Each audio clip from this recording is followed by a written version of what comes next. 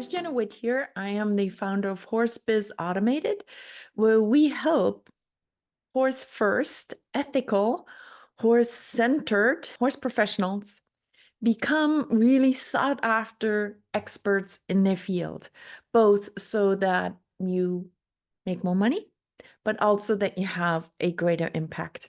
Altogether, our highest mission really is to push forward this paradigm shift that we all feel is kind of happening. It's in the air, but we really want to make this concrete so that ultimately you become the standard of horse care rather than what we see and are appalled by. So the way we, of course, do that are many different ways: coaching, education, support, accountability, and also our all-in-one business app and system. But for today, I actually want to talk to you about how to come up with an online course idea. Why online courses? We always advocate that you have three different kinds of income sources: your high-end one-on-one clients, your clinics and workshops, and online courses. Why? It's a really stable tripod of a business model where you can get income, input, feedback from actually working one-on-one, and also often that's what nourishes your heart. You can practice getting from one-on-one to one to few, and then one to many with online courses. Lots of you have courses in your mind, but you are not so sure what should this course be about? Who is it for? How long? How short? How much should I charge for it? How should I market it? There's a whole bunch of questions. So today we're going to actually talk about how to come up with a really good idea. How do you find your course idea and with it unlock the power of your expertise? Let's get kind of centered a little bit because it's a lot, right? So, but I'll try to get it piece by piece to you. And by the way, I'm going to give you some AI, artificial intelligence, ChatGPT type ideas that will shorten this pathway for you. And we have all kind of resources, from a free challenge to an online course that gives you in-person, in-depth support to get all of this done. But to get you going today, let's go dive a little bit into how would you brainstorm about your expertise and passions. You have to start with your expertise. It's a starting point, right? Ultimately, you're going to want to combine it with what people want, but you can't really teach anything that you don't know. So first thing is, maybe even pause this video and ask yourself, what do you know already really well and you enjoy teaching? Look, everybody has expertise. You might just have an area where you're already seen as a go-to person.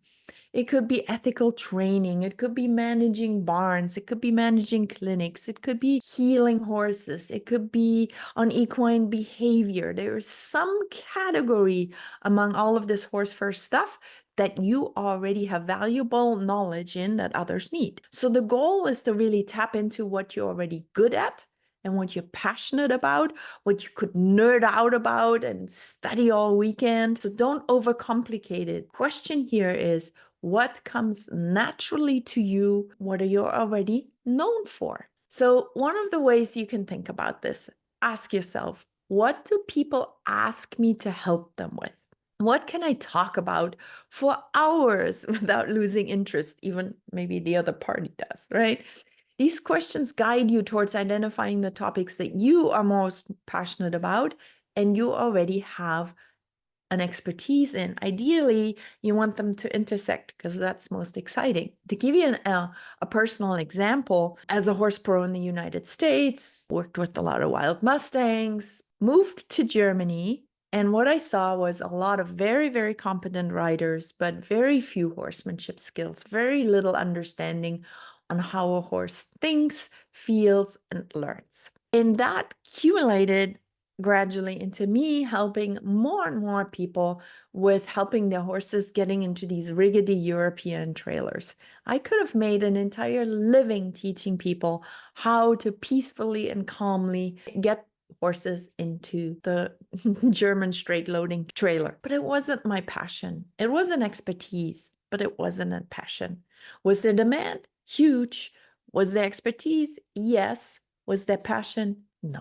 They have to kind of intersect this passion and expertise. So really ask yourself, maybe people are asking you for advice for calming anxious horses, or they seek your guidance on managing ethical issues in horse training. Maybe you're the teacher of teachers. Perhaps you're known for helping other professionals organize and sell out their workshops, or you give home to other professionals by running an amazing barn. What is it that you're really good at? Passion fuels action. Remember my story? I wasn't really passionate about horse trailering, teaching others. So it's essential that your course topic is something you really love teaching, because teaching and creating a course requires effort. And if you're passionate about it and you can talk about it for hours, it won't feel like a chore.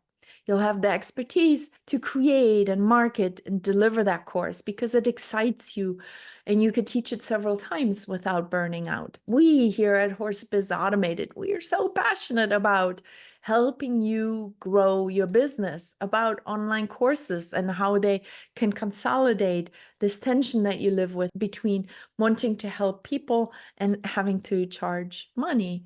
Courses can really help you with that. Let me give you a real life example. If you've been training horses for years and you develop that really unique, compassionate approach, that's a gold mine.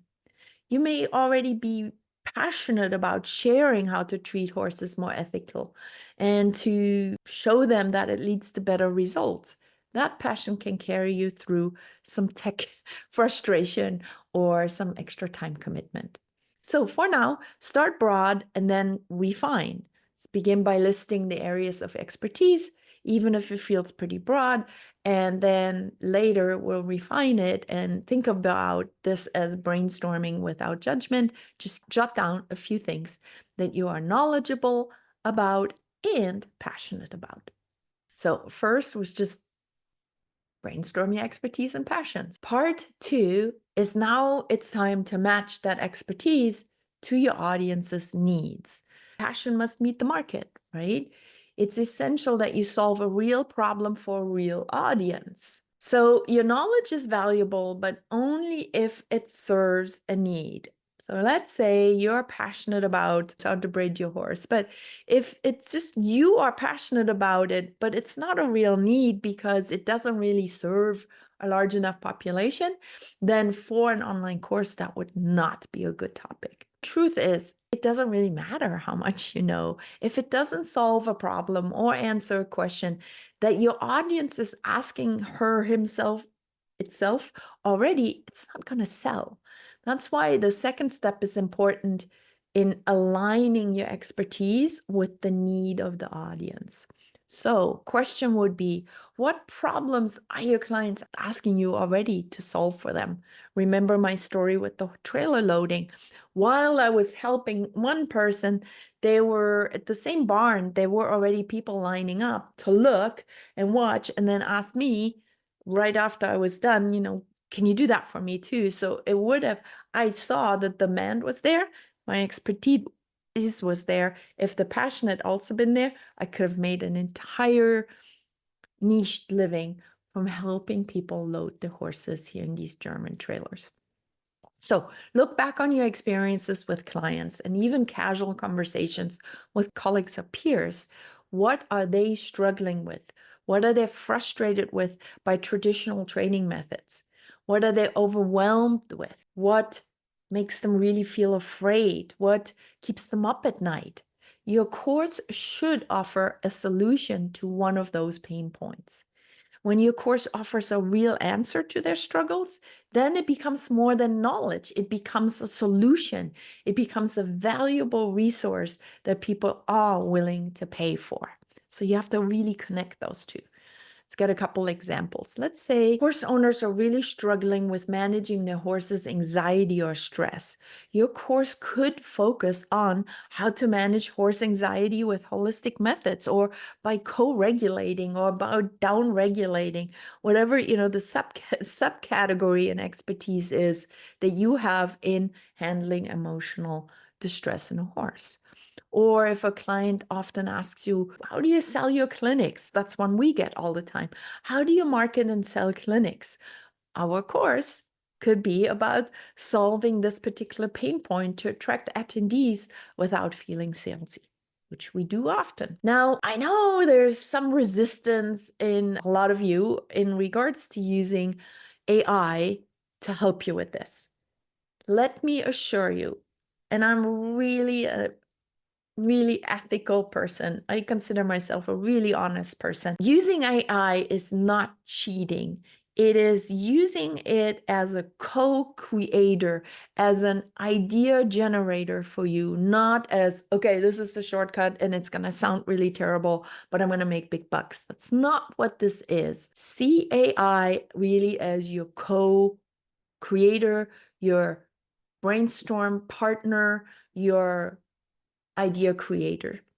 There are so many times that I put something into ChatGPT and it comes up with answers that I just didn't think of. Not that I didn't have them, not that I didn't hear the questions before, but they just has escaped my brain. So use it as an additional brain, so to say. So here's where AI can help you with this process. They scan forums, social media groups, customer reviews. They're like your researcher, and they help you see what your ideal audience is talking about. So AI can help you pull insights quickly and allow you to confirm assumptions or not about what your audience really needs. So if you want to use it, here's an example. You could just put in there, like, could you please scan equine communities and look for common complaints or questions regarding this particular challenge, the expertise one. And these data points can help you validate that your course idea is actually solving a current problem, which if it does, people will pay for. So now you got kind of the two, right? You got your passion and expertise and you match it to your audience needs and you use AI to validate those needs. This is really, really nice because it assures you that you're not just blindly creating something, spending a lot of time on it without knowing that that need actually exists. So part 3, now we're going to narrow and validate your course idea. They were kind of broad. So now it's where the clarity happens. We're going to bring it down. So go from broad to focused. This point, you might have brainstormed your expertise and just matched it. My expertise is in horsemanship, solving behavioral problems, helping a horse feel confident about jumping again, or jumpers. I help jumpers. So that's kind of broad. So how could you focus it into one clear, focused course topic? Think about it as simplifying, not limiting, because the temptation, and we see this over and over, you are guilty as charged, is that you want to cover everything you know in one course. But remember, your course will be stronger if it addresses one major problem thoroughly and actually offers a solution, rather than covering too much at once. People quit, they don't finish it, they never buy another course because now you're just another course creator whose courses they don't finish. And plus, it allows you to create a next course that you can sell. So get really, really specific. Ask yourself, what's the one thing I can teach that is solving a pressing problem, that is transforming the relationship between the horse and rider? You really are offering a transformation. The best way to narrow that down is to say, what's the one thing I am most excited about teaching that also solves a significant problem? The one thing, right? Remember, there's space for another one and another course and another course. As a matter of fact, we have never seen successful course creators that really just, make an income in the good 6 figures with one course. You really want to have a series of courses. So what of your ideas has the greatest potential to create that transformation? Your course doesn't have to be a final solution for every problem, but solve one big tangible problem and offer a result. So, for example, if you have brainstormed several topics regarding horse training, but the most common question you get is about reducing stress in horses, your course could be the complete guide to managing anxiety in horses no matter where. Or when things don't go according to plan, something where the horses calm 1 second and explodes the next, whatever it is, right? It focuses on a solution of a widespread problem, something you're passionate about because you see the horse doesn't want to be in that stressful situation. So more people you can help regulate the horse back down, better it is for the horse and the rider. So you're passionate about it, but you also solve a problem that is actually a huge issue in the horse world and often not talked about because people feel embarrassed about it. But thanks to your AI research, you will know that this is a real common problem. So if you're still unsure whether your audience really needs this course, again, AI can help. You can scan data from real people of your target audience and allows you to confirm that your course actually is in demand. Remember, choosing one idea doesn't mean you're locked in this forever. This one can be the beginning of a journey of course creation, or even this course can be of a certain size that later expands. Or you can go deeper into the topic where you have a main set of videos, like a main course, and then additional optional courses later as you notice that people have additional questions. Okay, so that was refining it, right? Broad, match it with the audience, narrow it down. Now let's refine it. Part 4 is take that chosen topic and now get more clear. What is the specific course idea and what is the one clear outcome this course will deliver? And this is really cool because people come in with the problem or an unfulfilled desire. You take them to the clear outcome, which then often creates another unfulfilled desire. So for example, if we take a course on trailer loading and they actually get the horse in the trailer, what's the next thing they're going to go and say? It's like, well, yeah, but now I want to ride out and I'm worried about a horse spooking on the trail. Or how do I manage the anxiety at a horse show now that I managed to get the horse in the trailer, right? So there's always a consequence, a sequel. Remember that specificity is power. More specific you are with your course idea, easier it will be to develop the course, attract the right audience, and deliver clear results. So as an example, currently, we're developing a course outline for you, how to plan, create, and sell your first online course in a way that feels really, really ethical and in a way that is completely aligned with your set of values of compassion and care and integrity. But not only that, we're getting very specific in regards to a first course. So you have never created a course before. That's our sub-audience. We would be very differently teaching if you, in effect, are an experienced course creator or you have created multiple courses, but they're just not selling very well. That's different. So be specific. So instead of a broad topic like horse care, you could refine it to reducing horse anxiety using natural methods, or whatever it is, it's more specific.